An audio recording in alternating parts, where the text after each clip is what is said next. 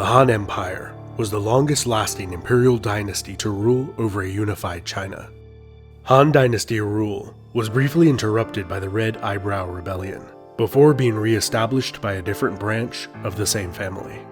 The periods before and after this rebellion are most commonly called the former and later, or Eastern and Western Han, referring to the two different locations of the imperial capital city during each of these periods. The name China is derived from the Qin dynasty, which briefly united many warring states to form the First Chinese Empire, directly preceding the rise of the Han. Today, 90% of China's population and almost 20% of the human beings on planet Earth identify as ethnic Han. This people group's name is derived from the Han Dynasty, named for the Han River in central China. Intrinsically associated with China's identity, the Han Dynasty was founded by Liu Bang. Born into an impoverished family of peasant farmers, Liu Bang had many careers during his extremely eventful life, including, but not limited to, local sheriff, fugitive, bandit, rebel, common soldier, general, king, and finally, emperor of the Earth's most populous state. The first major turning point in his life occurred while he was a local sheriff, tasked with transporting a group of convicts which were used for forced labor. After one escaped, he set the rest of the prisoners free because he knew the penalty for failure in his duty was death. Grateful for their newly acquired liberty, many of the former prisoners pledged their loyalty to Liu Bang. They formed a small group of marauding bandits, which likely spent much of its time avoiding capture by Qin imperial troops. Liu Bang may have spent the rest of his life as a common bandit, had it not been for the civil war that plunged the country into chaos. This civil war was set in motion by the unexpected death of China's first emperor, Qin Shi Huang, who may have died from drinking one too many toxic immortality potions. He was succeeded by his young son, Shi, who was decadent, weak-willed, and refused to listen to any bad news. Consequently, this allowed the emperor's boyhood tutor, Zhao Gao, who was promoted to imperial chancellor, to seize power. Zhao Gao raised taxes across the empire to fund an extravagant court, and went on an unrestricted spree of executing real and imagined rivals, purging the court of its most competent ministers, princes, military officers, and their families. All of this led to widespread revolts of the provincial nobility and peasant uprisings. Liu Bang's bandits joined the most formidable of the rebel armies, commanded by Xiang Yu, a nobleman from the resurgent state of Chu. There he quickly rose through the ranks, becoming Xiang Yu's most effective general. Xiang Yu decisively defeated the Qin army at the Battle of Julu, while Liu Bang took the capital city and accepted the last Qin emperor's surrender. Xiang Yu granted him the title, King of Han. While Liu Bang had been merciful to surrendering Qin troops and the young emperor, Xiang Yu was not. He ordered many thousands of Qin soldiers to be buried alive as punishment for their disloyalty. He later sacked the capital city and slaughtered the Qin royal family that had previously surrendered to Liu Bang. Xiang Yu attempted to re-establish 18 of the kingdoms that had existed before the Qin unification, with himself at the head. First by controlling a puppet emperor from his own state, who he had assassinated, and then by granting himself the title Ba Wang, meaning overlord or hegemon king. Despite his efforts, this loose confederation was at war with itself even before it had formed. Many feared being purged by the merciless Xiang Yu, while many more believed the land should remain united, viewing Xiang's regime as a return to the centuries-long feudal chaos of the Warring States period. Those disaffected found a champion in Liu Bang, who had gained a reputation for being merciful to the defeated and a generous patron to his followers. The two leaders had a falling out, and after 4 more years of conflict, Liu Bang was victorious, uniting the Middle Kingdom by 202 BC, declaring himself the Emperor Gaodi of the Han Dynasty. During his 11-year reign, the Emperor Gaodi focused on bringing internal stability, peace, and prosperity to the empire. To accomplish this, he drastically lowered taxes on the common people, cutting them completely in some devastated regions for up to 7 years. He also freed many slaves and disbanded a large portion of the army. Gaodi promoted common people to the highest ranks in government, and instructed his officials to do the same, hiring people for their ability rather than their birth and family connections.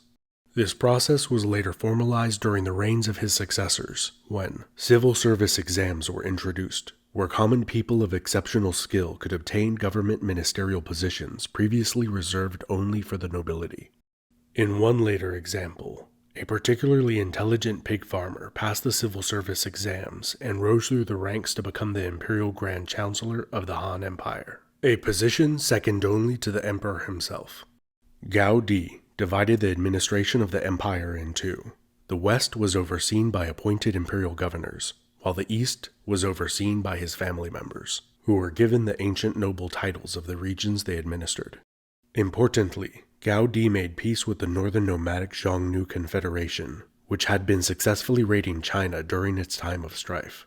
He agreed to refer to them as equals, and pay them an annual tribute of wine, other luxury goods, and noble women for Xiongnu warlords to marry. Although this tribute was humiliating, it was a tiny fraction of the cost of previous wars with the Xiongnu. The ensuing peace allowed the Han Empire's population and economy to recover, and surpass any previous level of prosperity the land had enjoyed.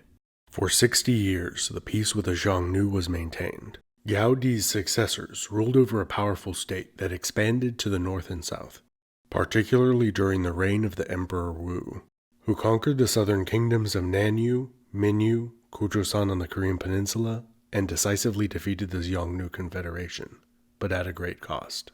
The Great Han treasury was depleted.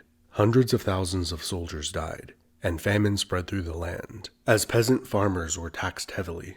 However, the constant greatest threat to the empire's stability was arguably no foreign power, but the in-law families of a dowager empress and that of a current empress. Throughout the Western Han period, the magnificent imperial palace complex at the capital Chang'an was frequently kept bathed in a fresh coat of the defeated's blood in a never-ending game of palace intrigue. This infighting eventually spilled out of the palace into open civil war, when a powerful dowager empress placed her nephew on the imperial throne. Wang Mang's short-lived Qin dynasty ambitiously sought to reform the empire. The number of state-run monopolies were increased from 2 to 6. All land became property of the emperor and was redistributed to the landless poor. This and many other of his policies were implemented and then reversed, after being met with great resistance, especially from the merchant class and nobility. A series of severe natural disasters and famine convinced many that Wang Mang and his policies lacked the mandate of heaven. Throughout the empire, many starving peasants turned to banditry and rebellion. The most formidable faction were called the Red Eyebrows, because they painted their foreheads red to distinguish between themselves and those loyal to the government. The entire empire eventually rose in rebellion against Wang Mang, with several warlords from the Han royal family all claiming to be the legitimate emperor. After being decisively defeated in battle by the Red Eyebrows and retreating to his capital, Wang Mang died in battle. The Red Eyebrows deposed one Han emperor and installed a younger, weaker one that they could control. The Red Eyebrows were initially seen as champions of the common people, who time and again defied the odds, beating larger, better-equipped imperial armies. As they gained more power, this image changed to that of a disorganized mob, whose decentralized leadership couldn't control it and had little plan how to do so. After losing popular support, the number of Red Eyebrows dwindled from desertion, disease, and defeat. Exhausted and demoralized, they surrendered to Liu Xiu, who was one of 11 self-proclaimed Han emperors.